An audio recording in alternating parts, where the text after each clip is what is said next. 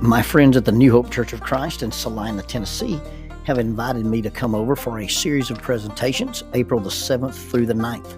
We'll be talking about the Christian and mental wellness. We'll be talking about the Christian's response to crisis, like depression or grief or anxiety.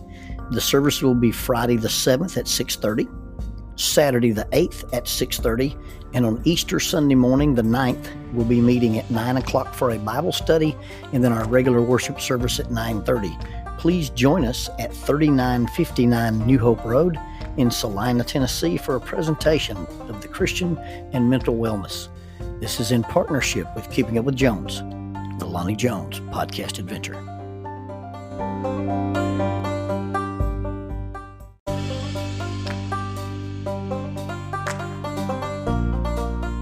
Keeping Up with Jones, the Lonnie Jones podcast adventure, is brought to you by TKM Incorporated. This company, located in Moss, Tennessee, specializes in erosion control, hydroseeding, hydromulch, silt fence. They do minor excavation work, and they also provide traffic control and construction signs. Their mission is keeping people safe. Their passion is wishing that all men could be saved. TKM stands for the King's Men.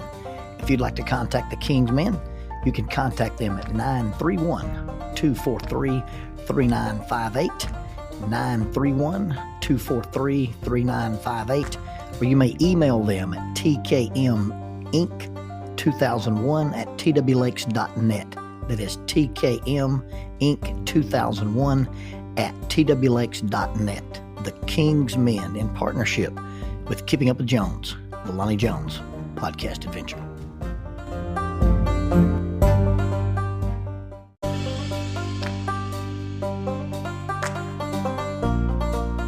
SJ&L General Contractor is a full construction company that primarily focuses on civil construction and asphalt sales in the Huntsville and Fayetteville regions. Services they provide include, but are not limited to, road construction, asphalt material, underground utilities, site work, and demolition. They employ heavy equipment operators, concrete finishers, pipe layers, and CDL dump truck drivers. If you would like for this company to work for you on your project, or if you'd like to work for them as an employee of this family-owned business, you can contact them at 931-433-4660. That is 931-433-4660, or 3W's and a dot, sjnl.com. That's www.sjnl.com. SJ&L General Contractor is a sponsor of Keeping Up with Jones, the Lonnie Jones podcast adventure.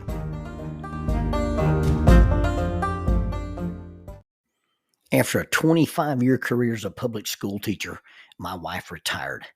And now that she's a retired teacher and a retired volleyball coach, she is now a project manager. But the projects are all at my house.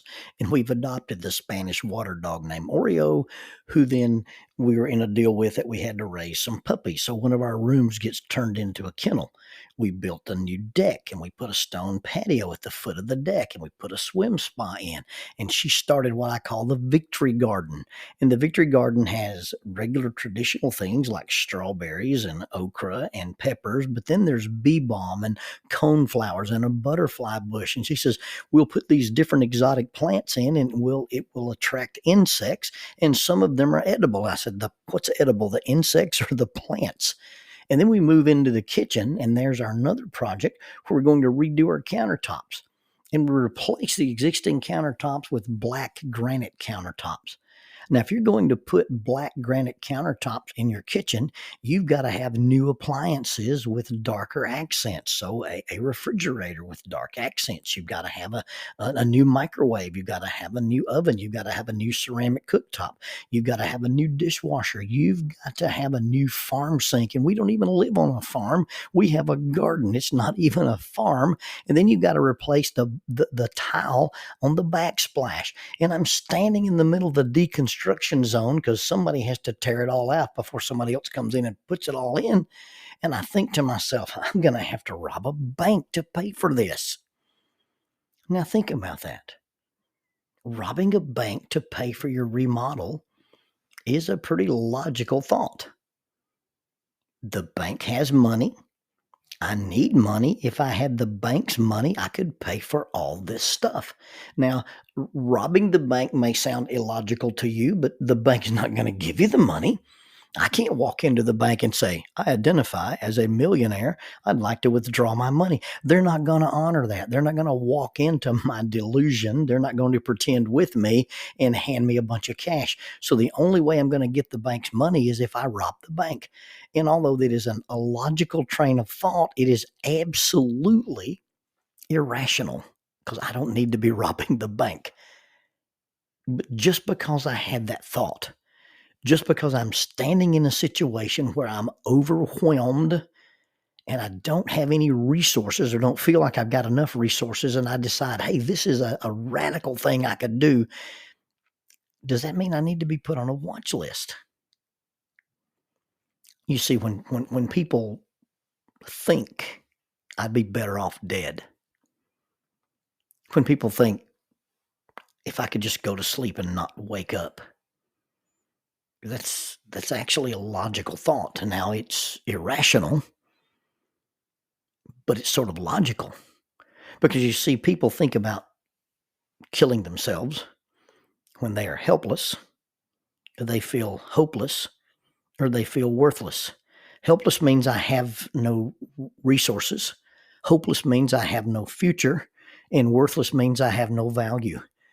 And when circumstances arrive in our lives and we feel totally out of control, we feel totally overwhelmed, and we feel like we have no resources, we have no future, and we have no value, then the logical thought to solve all that is non-existence.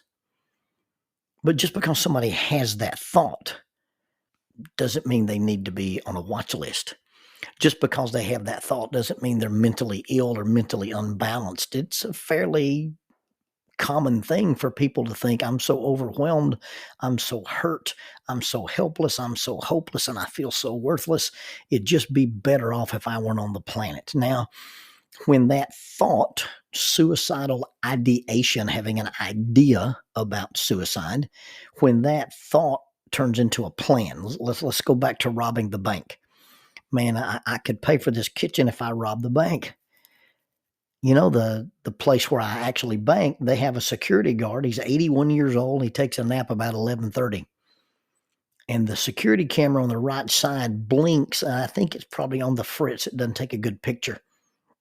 And I've gone from having the thought to creating a plan. And then at some point, my plan may turn into an intention.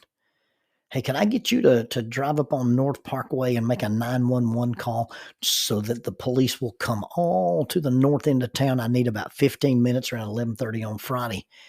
Now I've gone from a thought to a plan to an intention. When that kind of thinking takes place, then the suicidal idea, the suicidal ideation takes on a little more seriousness. Now there's another layer to this seriousness, and it's what we call the lethality of intent. The lethality of intent is not just that the person is talking about killing themselves, but the intent has some lethality. It's not the means, but it's the intent. If you have a little 8-year-old girl and she believes that if she eats all of the baby aspirin in the house, it will kill her, and she eats all those aspirin, her intention is lethal. The lethality of the intent is I can make this happen. Versus a guy who is threatening suicide and he's got a pistol, but he doesn't point it at himself or he doesn't point it at first responders. You see, when there's an intent and the intent lacks lethality, we're still not really in the deep woods yet. And in truth, most people who are thinking about suicide really don't want to die.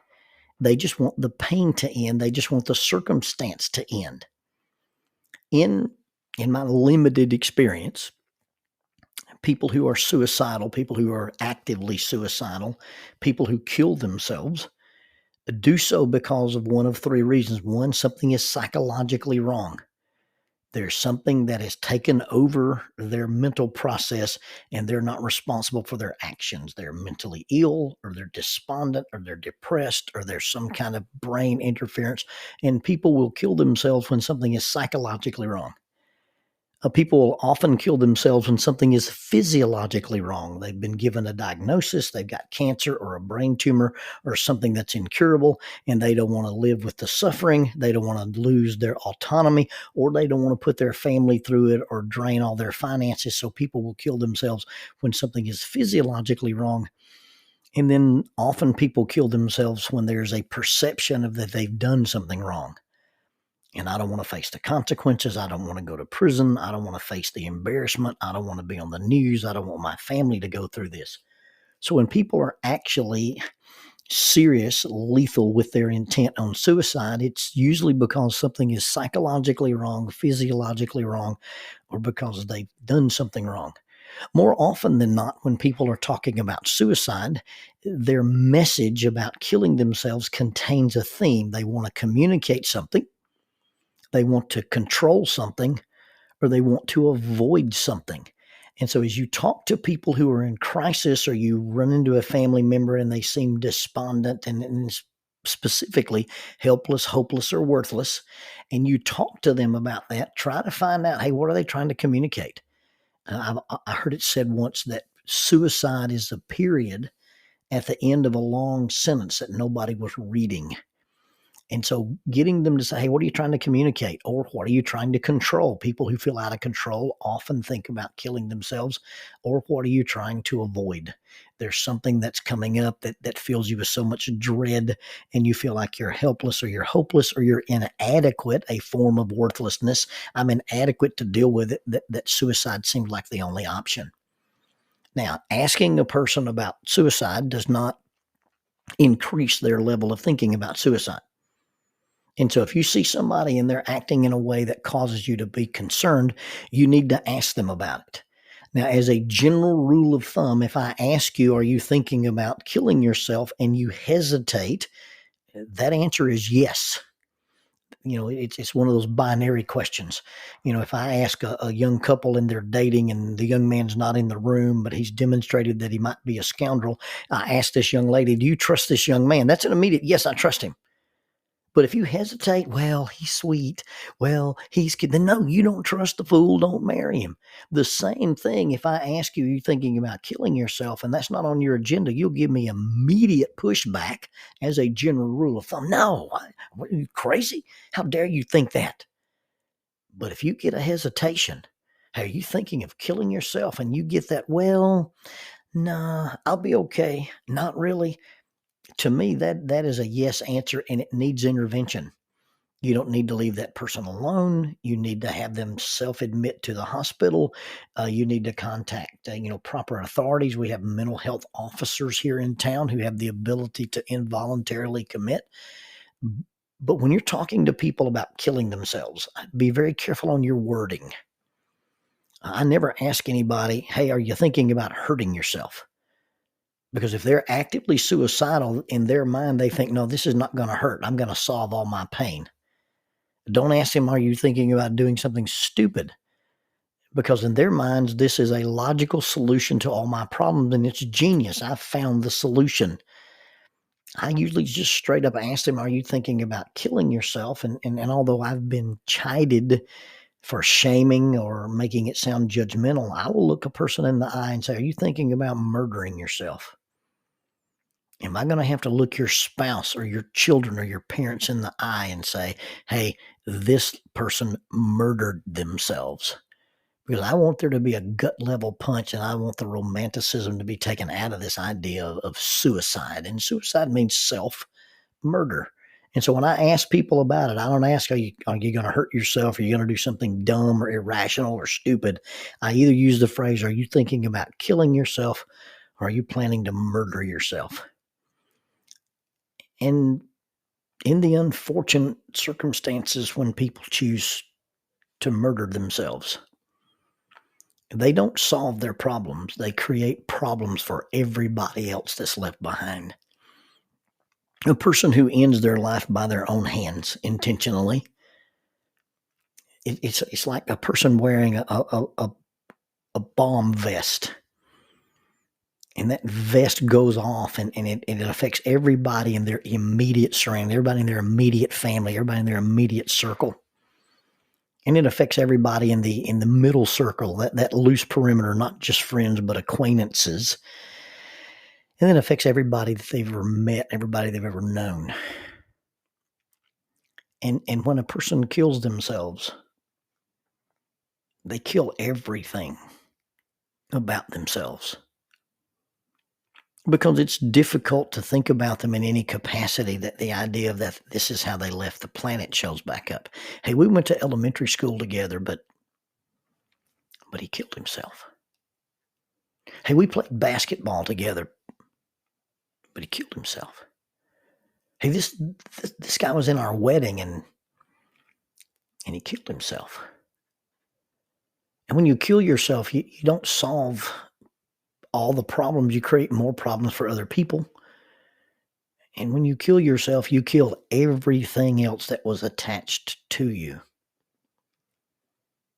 I can't imagine the overwhelming despair that is in someone's life where they say, the only way for me to feel better, the only way for me to find relief is to end my existence and sever my earthly connections with my family, my wife, my children, my friends.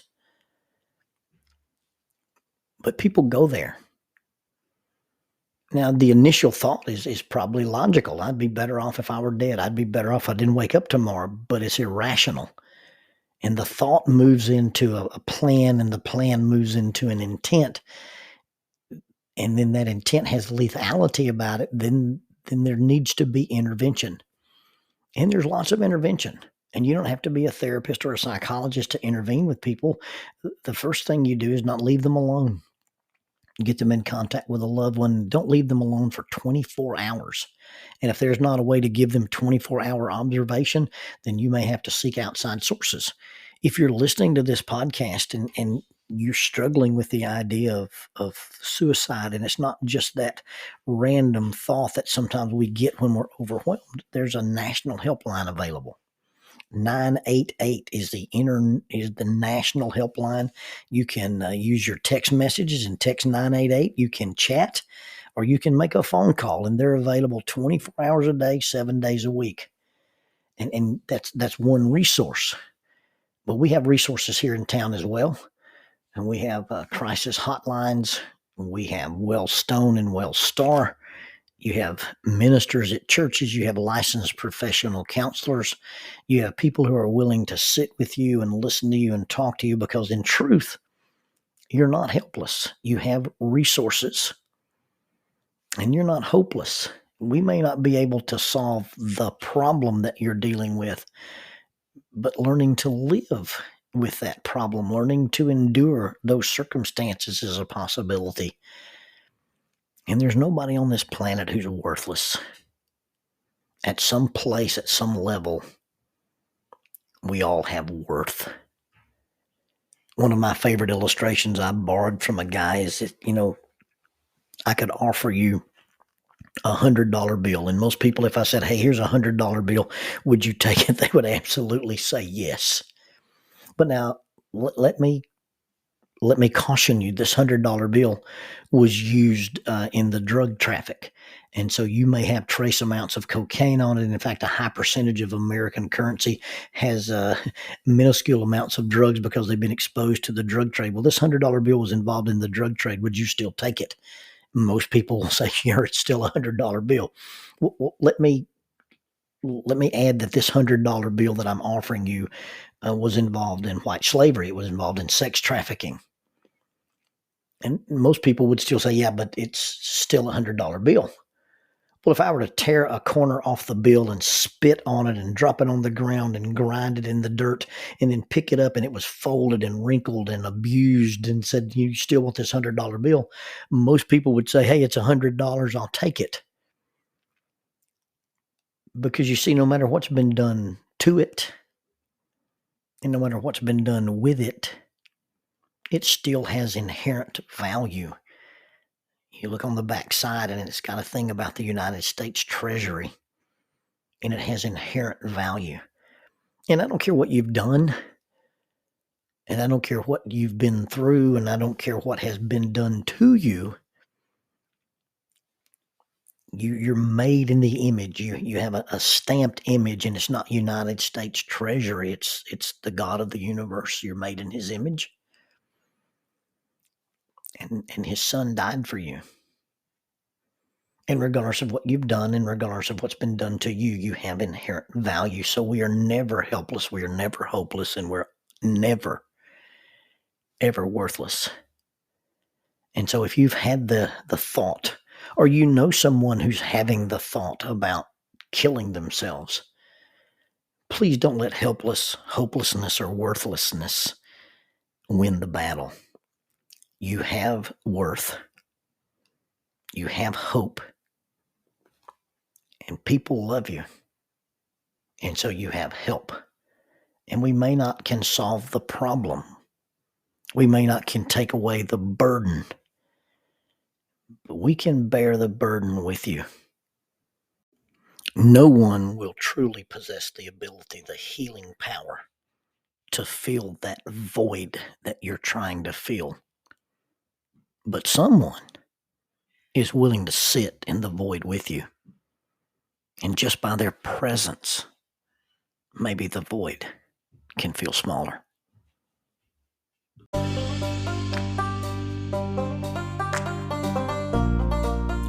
Using the tool of shortwave radio, World Christian Broadcasting literally covers the world every day with the gospel.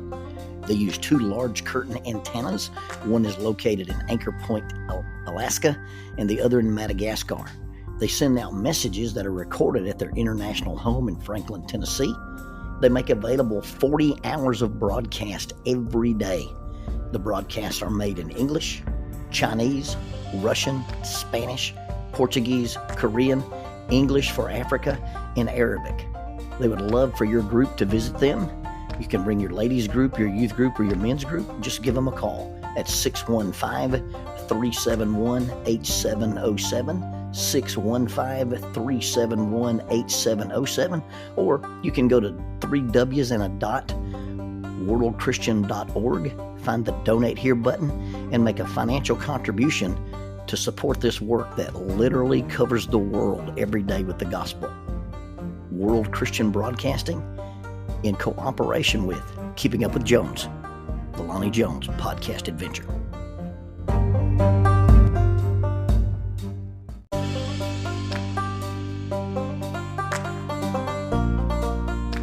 Keeping Up with Jones, the Lonnie Jones podcast adventure. I am your host, Lonnie Jones. My wife Jackie and I moved to the city of Huntsville in 1986 for me to be a youth and family minister. I have been a minister since 1980. I have served in this community as a police chaplain assigned to a SWAT team since 1992, and I've been in private practice as a licensed professional counselor since 1998. I'm also an adventure educator and an avid outdoorsman. I dabble in rock climbing, and I goof around with Brazilian Jiu-Jitsu. Our life has been full of many wonderful experiences, and some just outright adventures. I used to write about those things in a little church bulletin article, so now instead of asking you to read those things, we're just going to talk about them in our podcast. And as we talk about them, we're going to talk about the facts. The facts lead to concepts, and the concepts lead to application. One caveat about the facts is, for the most part, we're going to tell you the facts just as they happened. But every now and then, we're going to tell you the way other people have told us they remember it happening, with a little bit of embellishment. It's all good, clean fun and for educational purposes. Thank you for listening, and we hope you enjoy Keeping Up with Jones.